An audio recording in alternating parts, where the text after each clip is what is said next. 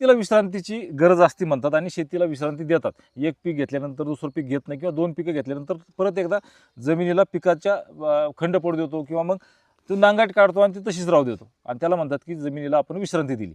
तर SRT शेतकरी या ठिकाणी आपले आहेत. भाऊ जर म्हणत असाल तर 5 वर्षांनी SRT शेती करत आहेत.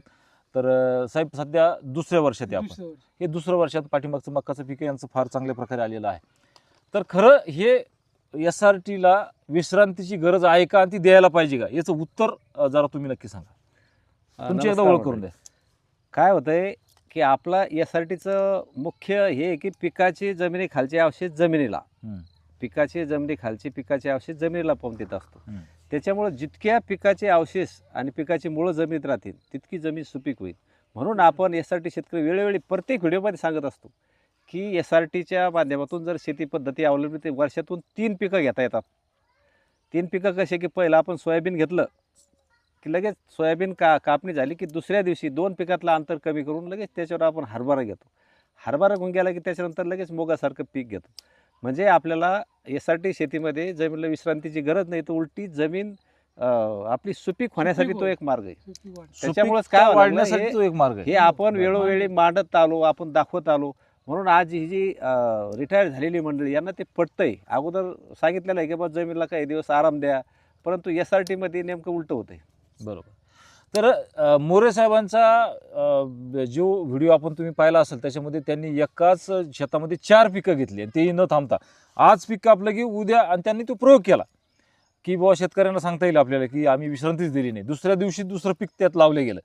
तर जमिनीचे भाऊ जसं सांगता येते की जमिनीचे जे खुंट जे मुळं जे जमिनीला आतमध्ये हे राहतात, हे लाकडं जे जमिनीला राहतात खाली पिकाचे अवशेष, त्याच्या माध्यमातून जमिनी स्वतः बॅक्टेरिया असतील, गांडूळ असेल त्यांची संख्या वाढते आणि ती जमीन खराब म्हणजे खराब होण्याच्या ऐवजी तिची प्रत खालवण्याच्या ऐवजी अजून प्रत त्याची चांगली वाढते. बरोबर आहे ना? जास्तीत जास्त तुम्हाला आता 5 वर्षाचा अनुभव आहे. तुमचा अनुभव असाच आहे का?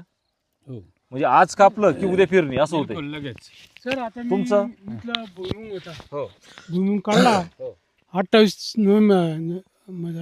नोव्हेंबरला काढला आणि 29ला पेरणी केली मक्याची. एका दिवसात फक्त तणनाशक मारून घेतलं आणि लगेच पेरणी केली. ते हे समोर पीक उभं आहे. तर हे आरामाची गरजच नाही. आरामाची गरज नाही. तर नक्कीच हा एक विचार वेगळा आहे की जमिनीला विश्रांती द्यावी का नाही द्यावी. त्याबद्दल हा व्हिडिओ मी जो पोस्ट करतोय तो त्यांच्या या शेतकऱ्यांच्या अनुभवातून आलेला आहे. यांनी स्वतःच्या शेतामध्ये प्रयोग केलेला आहे. जसं मी रावसाहेब मोरे यांचं उदाहरण दिलं की मक्काच्या पिकामध्ये त्यांनी काय प्रयोग केला. तर असं यांनी सुद्धा दुसऱ्या दिवशी पहिलं तुमचं काय होतं म्हणजे भुईमुग होता. भुईमुगाच्या नंतर दुसऱ्या दिवशी त्यांची मक्का राहिली. तुमच्या मक्कामध्ये तुम्ही नंतर काय टाकलं? चणा घेतला. चणा टाकला तेही दुसऱ्या दिवशी लगेच. मग हे आपलं होत नाही शेतकऱ्यांचं. आपण आज ती जे पीक काढतो ते पीक काढल्यानंतर ते कापणीनंतर परत त्याचं रान दुरुस्तीनंतर परत ते सगळं काही डबल तेच कामं म्हणजे वर्षातून 2 वेळेस जितके पिकं तितक्या वेळेस ट्रॅक्टरमध्ये जाणार. बरोबर आहे? बरोबर. तेवढे त्याचं मशागत होणार आणि तेवढं मशागत झाल्यानंतर त्याची सगळं ते खर्च तेवढा वाढणार आणि ते हे सर्व मंडळी करत नाहीत.